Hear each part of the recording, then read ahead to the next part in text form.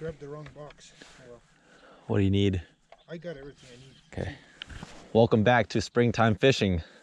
We have been getting hit with like 50-degree weather or temps for like the past week. And so what that's allowed is for us to access a lot of these lakes that were previously frozen over.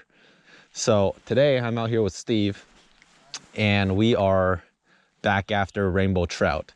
So do we know how the fishing is going to be? No, you never know how the fishing is ever going to be when you go on a fishing trip, but one can hope that we're going to catch something. So we got to this little point and we're going to fish here first, and we're going to spend maybe an hour, maybe 2 hours here. If we're not getting any action, we'll just slowly move down the shoreline until we can find somewhere where it's going to produce some fish. Nothing crazy, just trying to catch a trout. How do these rods always get tangled? Every time you carry them, dude. It's like, it doesn't even make sense at how much they get tangled. As always, one rod has got to be the proven stuff. So I'm gonna quickly rig up just my power bait rod, running Carolina rig. And after that, then we're gonna try something I have never done for trout,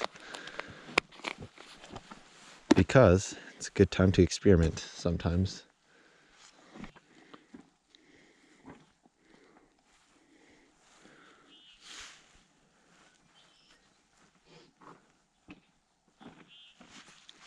All right, here's the deal.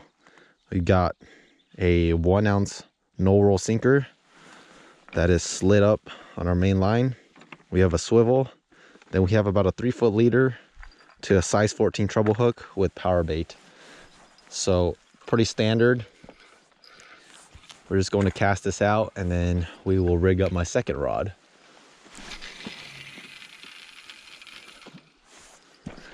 Steve, I have a rod holder here for you, you know. Oh, do you? I'll relocate it. Take some of these bells.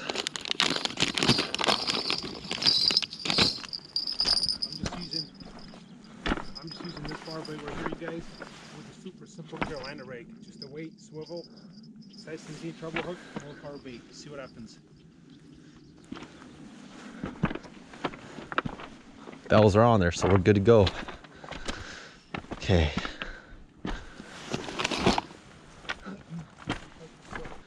Alrighty, so we got our power bait rod out, and today we're gonna try something that but people use for their bigger cousins, steelhead. So we're gonna try float fishing for some of these trout today. So if you're familiar with steelhead fishing, this is your standard like bobber floating setup. So we have a bobber stopper right there. That's that little green thing, which prevents the bobber from going any higher. And then this is your standard steelhead float. We got a 3 ounce weight / swivel. And then we have a leader, about a 4-foot leader with 2 tiny split shot weights to a size, maybe a size 1 bait holder hook. And I just have it on my spinning setup. We're gonna hook up some fireball eggs from Poutsky. So this is, I've only caught 1 fish off of this, and it's actually one of my biggest trout I've ever caught at this very lake. So I typically don't like to use this stuff because it gets on your hands and just makes a mess. I'm just gonna take some of these and just hook it right onto the shank of the hook. These are so old, Steve. I don't know if they're gonna hold on. We'll find out. So we're just hooking. We'll go with 3. So we have 3 eggs on here while the power bait rods are sticking down towards the bottom. Now we have this, we can get to fishing. First cast with the bobber. The eggs are sticking on there good. And like I said, we got the bells on those rods, so we don't have to look at it. We just have to listen. Rocks are iced over, so don't want to slip. It's already like the middle of March, but it's been so cold. A lot of these weeds here haven't even grown to what they're normally at. Like you look at all these weeds along the shoreline, they're still dead. So we know we've had a somewhat delayed winter, or not delayed winter, prolonged winter and delayed spring, which makes it easier on our end because we don't have to deal with that much weeds when we're fishing. So there's not enough current to move my bobber, but my egg should just be sitting somewhere down there, and we shall see. It's a gorgeous day to be out here. A lot of ducks swimming on the lake.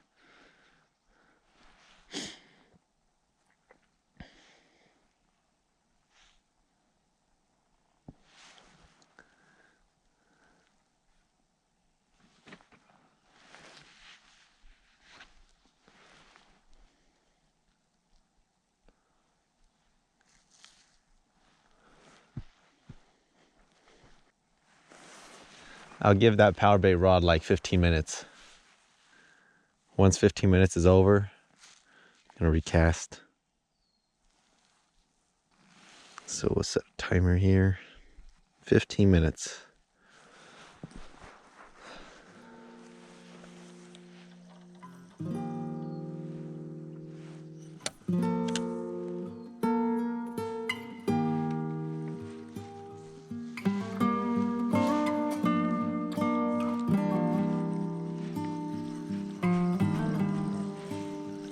What?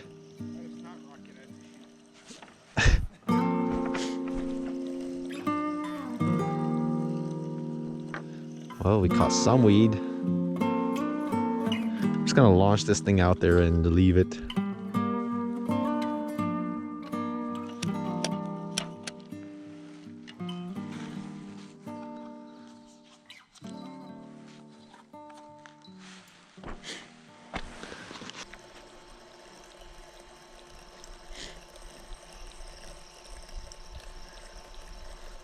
My leader is too long for how short or how shallow this flat right here is. So we shall wrap this up for now. Pick up the spinner. I don't know how well the spinner is gonna do either because it's so weedy here. The spinner might just catch a bunch of weed as well. So because there's so much weed close to the bottom, we're just gonna have to retrieve this panther martin really high up on the water column so it doesn't catch much weed.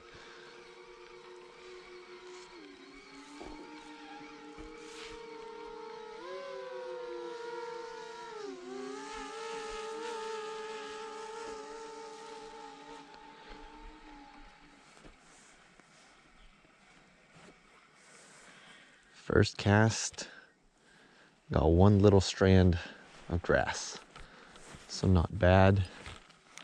We might end up having to move to a deeper part of the lake just to be able to avoid all the weed.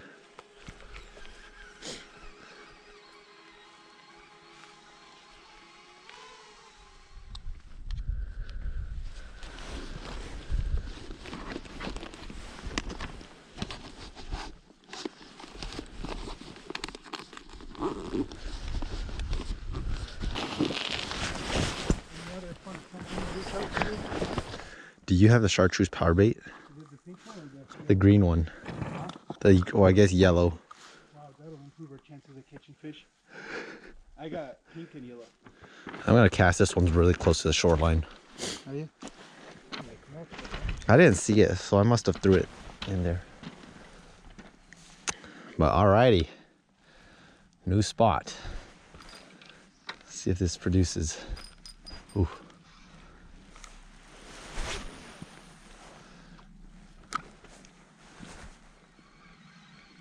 So where we are fishing right now is a rocky bottom, and it's a lot steeper, which results in this being a slightly deeper pool than where we were fishing originally. Since it's rocky bottoms, there's not as much weeds that we have to deal with, and it's deeper, so these fish have a little bit more playing room in terms of how shallow they want to be suspended or how deep they want to be suspended. During this time of the year when they start to pair up for spawning, they just cruise, and sometimes they'll cruise the shoreline, sometimes they'll cruise a little bit farther out.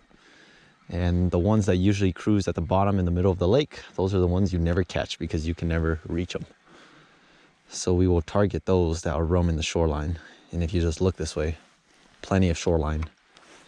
So what I'm going to start out with is I'm going to do a fan cast. Fan cast is you just start on your left and you just slowly cast and work towards your right. So like that cast, I'd call it like a 10 o'clock. And then I'd cast at 11 o'clock and then 12 o'clock, 1 o'clock, 2 o'clock, 3 o'clock, and so on. And Steve, I just saw a fish jump. Yep. Right next to that point over there, about like 10 yards out. So there's fish in here. Oh, this foam is kind of frozen, Steve. Not at the point we wanted to get to, but that like point right before it. But if there's a fish jumping over there, I don't know why this wouldn't produce.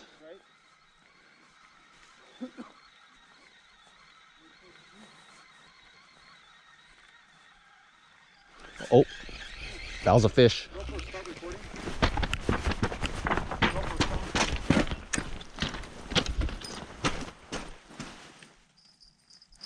I'm pretty sure I heard that bell, right? Oh, yeah. Okay. I thought I heard it right before that too. So either a fish is nosing it or a fish like bumped into my line. You didn't, but that happened twice. Twice? Because right before you heard it, I thought I heard it, but I was like, it was such a sudden thing. That's why I was like, no way. And then it went off again, so. Okay. It didn't sound like a bite though. It sounded like it just grazed it. That means they're in here though. If they're grazing my line, they should be seeing my power bait. I look how clear the water is. There, yeah. And like I'm like five yards out. That's true. That means they're cruising. Sometimes when they're cruising, they're not necessarily feeding. And so you'll fish right next to them all day, but they just don't bite. You just got me. I was looking at my rods. I'm like, Oh. I want the ones where it's just like rods flying. right. How far did you cast that guy out? This one's pretty, like half the distance, like 25 yards. Oh. I want to keep it close, but I don't want to. It's not my... The rock's not doing this, right? You weren't even near the rocks. The first two. It just went off again. Yeah. Fish might just be nosing it. That's one thing these trout will do. They don't bite it. They just come up and nose it. I pulled out rods in this lake though, and I had no idea fish was on them too. Yeah. Yeah. Sometimes though. Gotta love them, gotta hate it.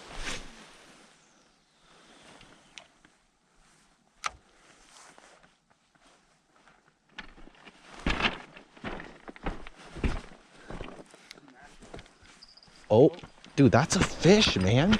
He's toying with it. And he knows. Go for it. Start recording. Dude, that was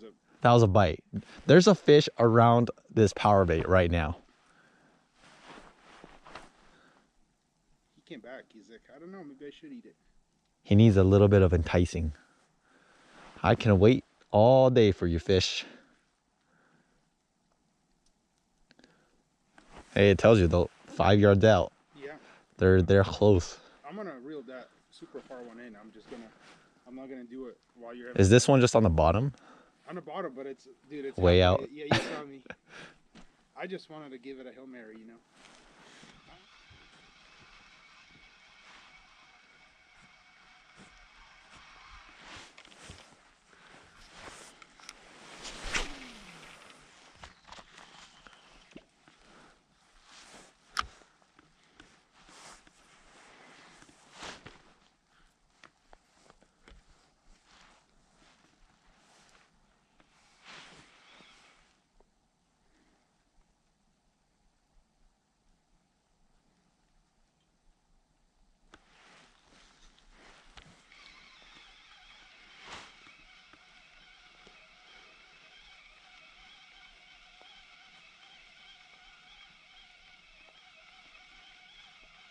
We're getting stalked by a cougar or something. There's rocks falling in this part. Oh, fish on. Fish on. I let that one sink all the way to the bottom and slow rolled it on the bottom. Hit it hard. Let's go. That's a good eater. It's a perfect eater, Steve. Yes, sir. Look at the beaut. That's a beautiful trout right there. Oh, shit. Got him. Wow, look how chromy that fish is. Let's go. Nice. Usually they're not that chromy. Dude, beautiful fish. Solid. That's a good eater right there. Yeah, perfect. I got the Nice. I got pliers too. Yeah, they might be a little deep, Steve. That one, I purposely let my panther martin sink all the way down to the bottom. And I was just slow rolling it off just so I wouldn't get snagged, and smashed it. Beautiful trout. Work, man. Nice. It's been so long since I've caught a trout off a panther martin. Feels so good because I know when they slam it hard. They do. Nice work. Nice. Right there is why you always got to be experimenting with stuff, especially when the bite is slow. We've thrown out power eggs, or we've thrown out fireball eggs. We've thrown out 3 different types of color of power bait, different lengths. I've been throwing the panther martin around, worked it shallow, worked it close to the shore, threw it out in the middle. And slowly, as I was just continuing to use my panther martin, I would just play with different columns of the water, different depths. And so like I said earlier, this part right here, it's a deep pool. And so I worked my panther martin really shallow at first, really close to the surface. And I eventually just let my panther martin sink more and more and more to the bottom. That last cast right there, I let it sink all the way to the bottom where I knew it wasn't sinking anymore. Kind of picked it up and just kind of slow rolled it right off the bottom. And this toad right here came out and just hammered it. Like, look how chunky that trout is. This is a good trout to cut open the stomach for you to learn. Must have some, roe in it too. Spawning season. Yeah, this is a hen right here. Just how chromy it is. Usually you get a lot of these darker trout around this time of the year, but this one's chromy, and chromes are usually the best eating. So we are fishing hatchery trout. So this lake right here is just stock trout, so they don't clip the adipose fin, for those of you wondering. But that's a stud. Let's get back to fishing. I wonder if we picked up a pattern there. First thing I'm gonna do though is I'm going to take my knife here. I'm gonna cut right here. Once you cut that, all the gills are cut open, and that allows the fish to bleed so that the fish will taste better, theoretically. I bonked him first, so he's out. But when you freshly bonk them, their heart is really still pumping, and so it'll pump all that blood out. I was impressed with the teamwork we did to land them. I told you this is like a net spot. Just in case you don't know what a panther martin is, that's what I'm using right there. I think this is a 1/4 ounce panther martin, so it's a black body with 3 yellow dots and a gold blade. That's what I caught him off of. And so since we caught that one close to the bottom, we're gonna do the same exact thing again. Cast it out towards the bottom. Don't do anything yet. Just let this panther martin sink all the way to the bottom. And we're gonna test to see if this is actually the pattern today, right? So whenever you come out fishing, it's all about trying to find the pattern that those fish are on. If these fish are hugging the bottom, then you gotta target the fish on the bottom. So I'm just gonna be extra safe here. Give my panther martin plenty of time to sink to the bottom. And once I think it's down there, back to retrieving we go. And you just want a nice and slow retrieve so that your panther martin sticks to one depth. That could have been a fluke for all we know, but you don't know if it's a fluke until you try it again.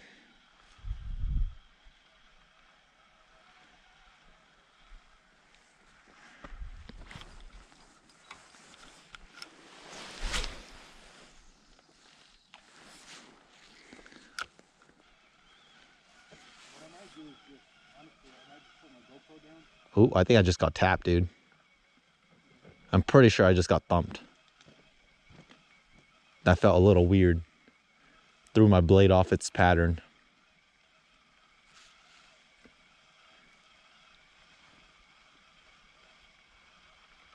It's warm. It's legitimately warm. Yeah. Oh, I think I got your line. Darn it.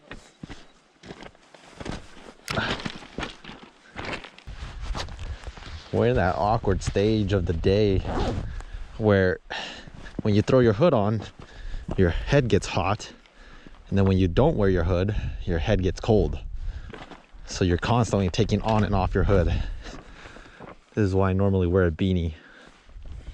But I don't have my beanie with me.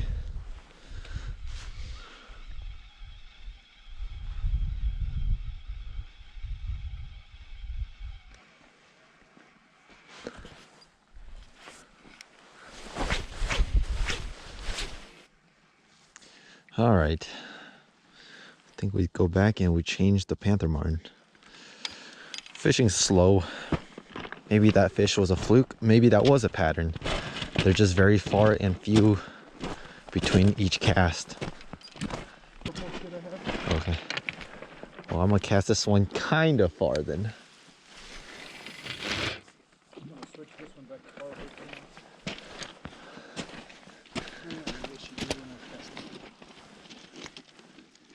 Might just wait around for a bit.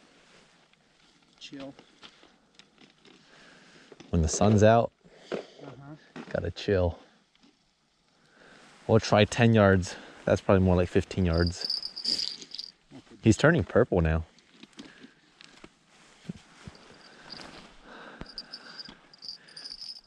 If there's only one fish to be caught today, I think this is the perfect size. Right. I'm about to cut off my panther martin here and tie on a Ned rig. Maybe they're just not as active as I want them to be. So this is my little spinner tackle box. And this is my Ned rig box. Just try to keep them separated. In fact, I already have a Ned rig tied on right here. So put this guy back. Close this up. Get my line. And I am running braid as my main line on this reel, but I do have a monofilament leader just to help with hiding that line from the fish. However, I only have about that much left, so I might cut off this mono right here and re-spool a much longer leader on, because when your mono leader is so short, they can still see you're braided not far behind it. So I use the uni knot for all my knots, and then to connect two different pieces of line together, I use the double uni knot. It's just the most simple thing I know how to tie. Is that a fish? Oh, that's a fish, Steve. He's on. He's on, Steve. What is you doing, bro? He's got to record. GoPro, start recording. GoPro, start recording. He was on there for so long. He might be on there, who knows?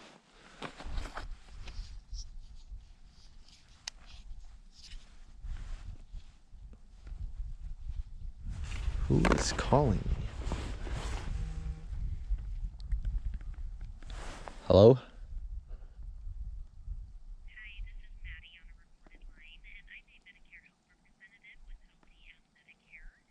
Blocked. Well, Steve just lost a fish because he'd rather be a YouTuber than a fisherman. The things you do to get it on video. He was on there for a solid like 10 seconds. Yeah, power bait's gone. He stole your power bait. That was definitely a dedication to swimming. Yeah. GoPro, stop recording. I applaud you for that. Right? Got some new fresh leader line. got Mr. Ned. I would not be surprised if I lost him on the first cast. Rocks and Ned rigs don't always work out as a good combination. But with the Ned rig, it's not very, but it's different than a spinner. Spinner, you cast, retrieve it. With a Ned rig, cast it, let it sink to the bottom, and you're just gonna hop it off the bottom like a crawfish.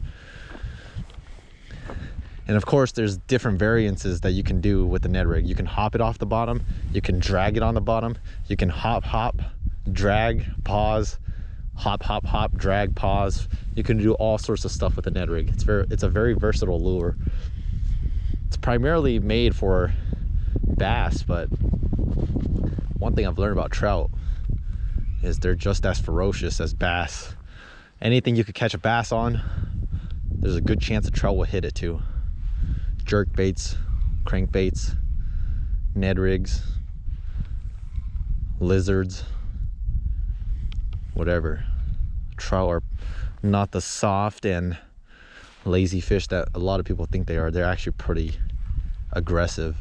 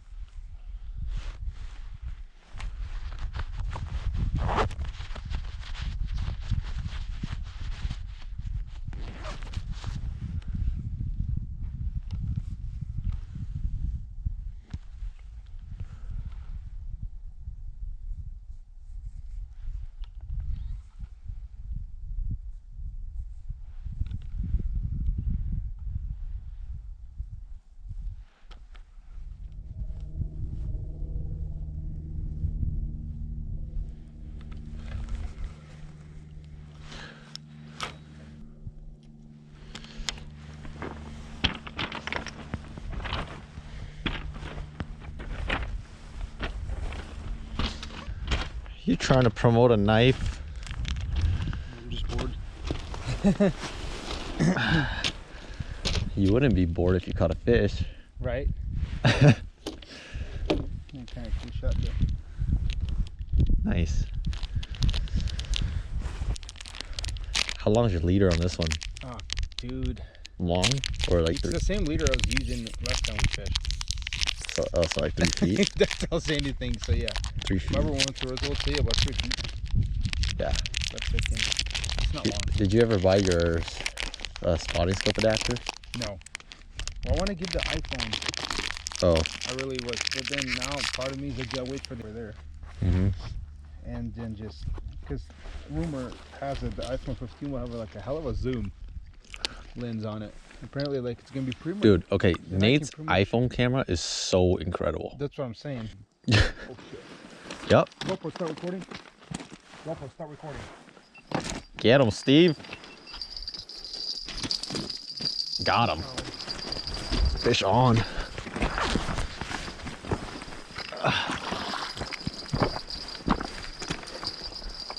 How is she looking?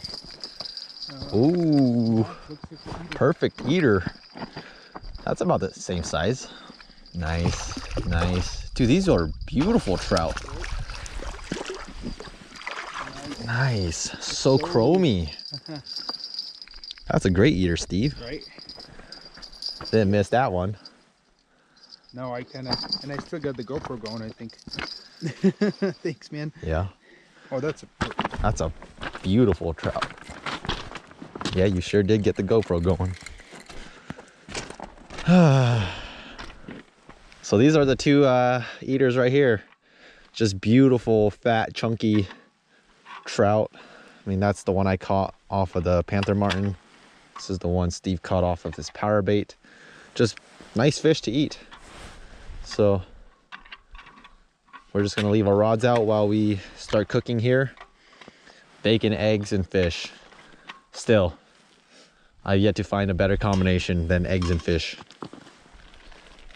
Get this going. Fill our bellies up. Speaking of which, What's up? I think I might have left the jar with the eggs at home. Oof. I think it's Bacon and trout then. Because I got the Vegas. I was just looking for the eggs, and I'm like, No well, eggs. The eggs, I think I left, because I put them in a jar. Oh. I cracked them open. It's all good. Shit, dude, sorry. It's not a video of mine if we don't forget something. Well, we still have everything else. So. Back to the norm of processing trout. Start at the anus here. Take the tip of your blade, go up. You don't want to go too far in to puncture the guts. Get to the top here. This one has a bunch of eggs right there. Take your knife, go through the crevice up top. Open this part right here. Then from here, rip this apart.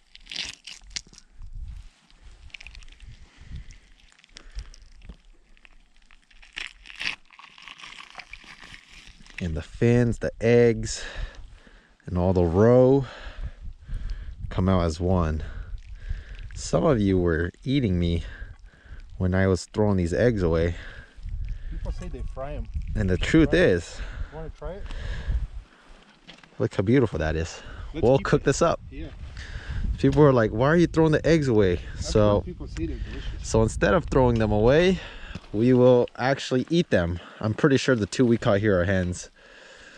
So pull this apart. What do you do when you forget the eggs at home? You eat the fish eggs.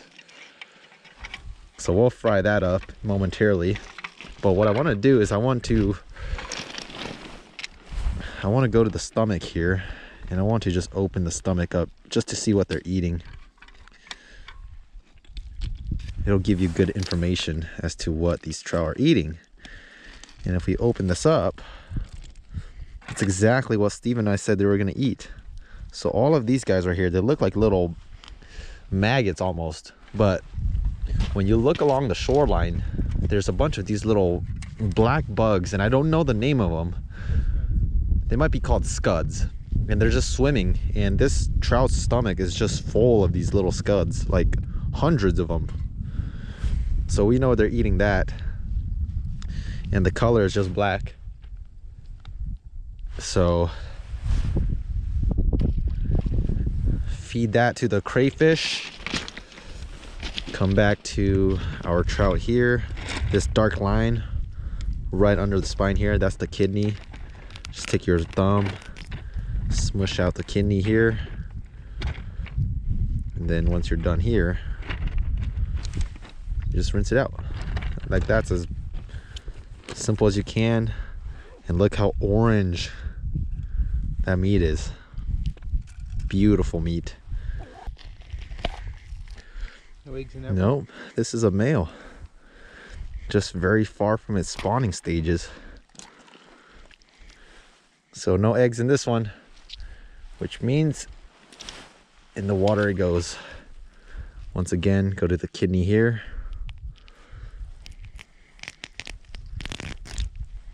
Smush that out.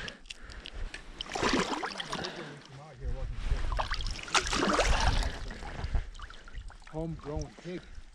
So there's the beautiful roe from one of the hens.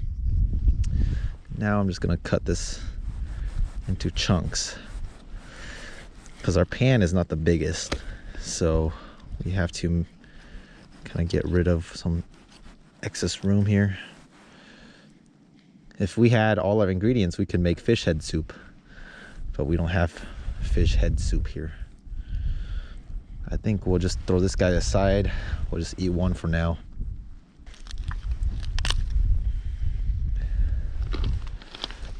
You think these two chunks will fit? Or do you want a third one? I think Third one? third one. Okay. It makes it easier.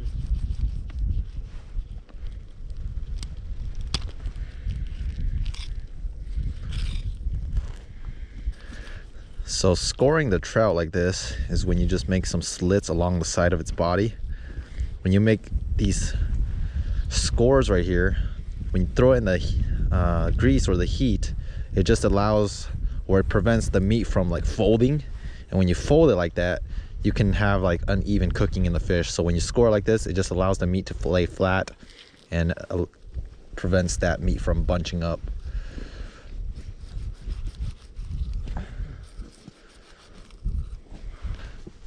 Throw some garlic salt onto these pieces of meat right here. It's kind of windy now. So I've never done roe like this, so we'll sprinkle some garlic salt on here as well.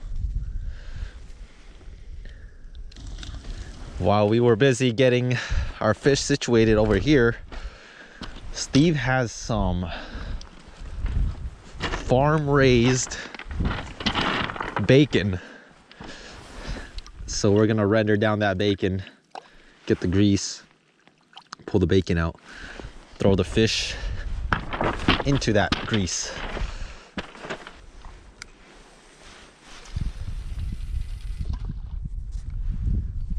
That was a loud splash.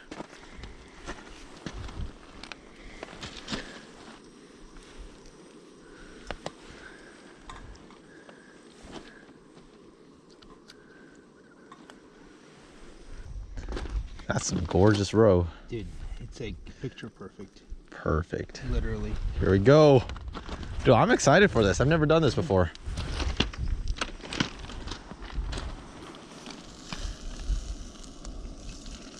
Ooh, automatically turn orange.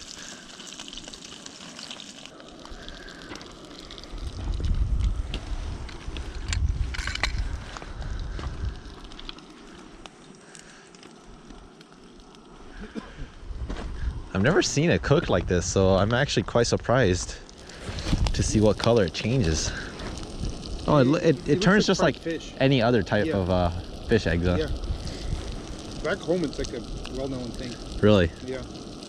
Some people, they'll eat it raw, so you don't have to cook it. Actually, it's safe to eat. They'll basically Trout eggs? Yeah, they'll put it in lukewarm water, because you know the net that holds it, to separate that out. So they become individual rows, and then they'll salt them and let them turn the salt over a few days. I didn't get a salt this bottom You side. put them on top. Take a piece of bread and you put some cream cheese on it, and then some roe on top. And they pop in your mouth, dude. It's freaking delicious. Really? Here, try a homemade piece of bacon. Homemade piece of bacon. Hold on, I gotta get this.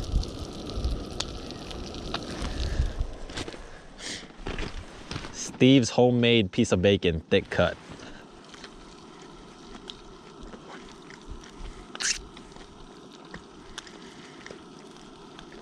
That's good. Is it? Mm-hmm. Good.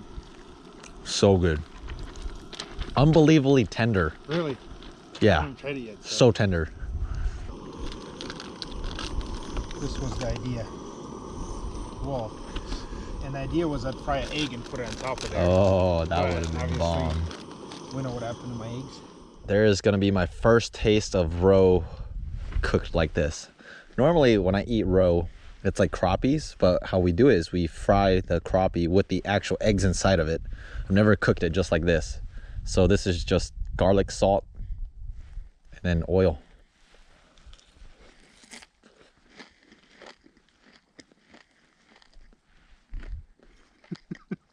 This is not a good impression.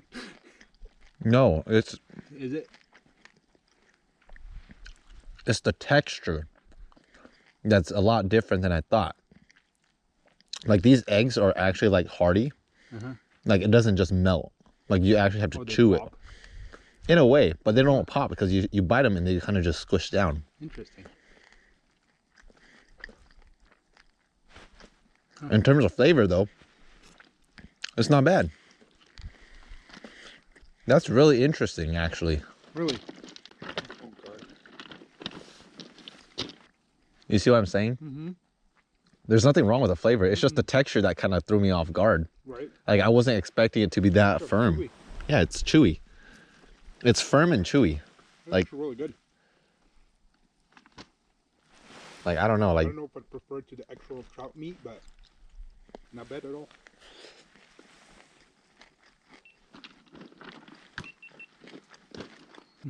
oh, I'd eat trout over this. But I'm just saying for somebody That's who true. needs protein, This is like if you're surviving. yeah, if you're it's a surviving, meal. And then you save the trout for your next meal. yeah. Would I go out of my ways to save roe to eat? No. But would I do it if I had the chance? Yes. Would I consider this to be a delicacy? No, unless we're not doing it the right way. I would use this for bait. That's what I would use it for, not necessarily eat.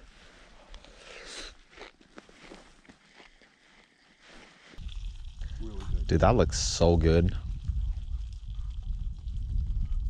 Yeah, they're cooked already. It's crazy how much you take for granted at home of how much organization you can have. Right. Oh, okay, what is that tail doing on my plate? It's yours. Dude, I'm full. I'm like, Me too. the row itself though. Yeah, out here it's like something like this, it goes a long ways because you don't have all the utensils to make it all neat and tidy. Right. But look how gorgeous that meat is. Just orange flaky meat. Pretty simple stuff. Just trout meat, garlic salt, caught out of the lake. Alright guys, and finish up the day. Just had a good time out here with Steve. This was a last minute bonsai trip. He thought he was working today. Turns out he's working tomorrow. So he hit me up and I said, what a coincidence, because I was planning to go out tomorrow, which is today anyway. And so we just decided to team up, and here we are at the lake. Had a good time. I'm signing off. As always, I appreciate you watching. See you on the next one.